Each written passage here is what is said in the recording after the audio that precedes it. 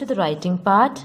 We always start writing sentences with a capital letter and followed by all lowercase letters. So T is going to be capital, H is going to be lowercase. Yes, all the other letters are now going to be lowercase. This, one finger space, then I write the word is. Then again one finger space, I write the word my. One finger space, and I write my word thumb. Yes, and you should not leave much space in between the words over here. Yeah, in one word, you should not leave much space. They have to be close by. So this is my thumb.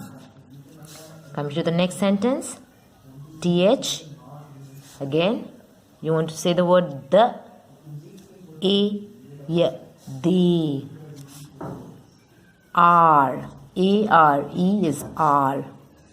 Here the sound A makes the sound A, R, and E is a magic word.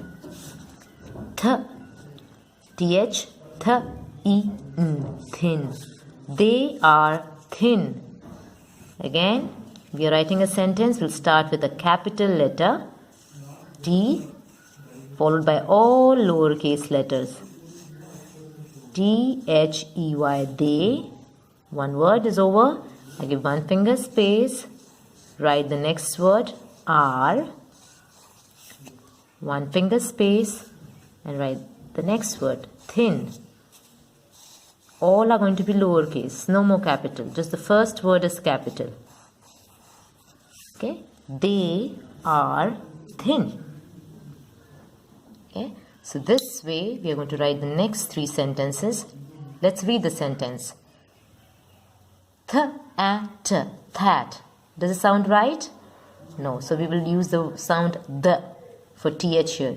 Th will be the, at, that. Is a thorn. Thorn. Again here, the sound of th will be the, there. It's a magic E here. There is the. T-H-E is the. Thief. Again, T-H-E is the. Book.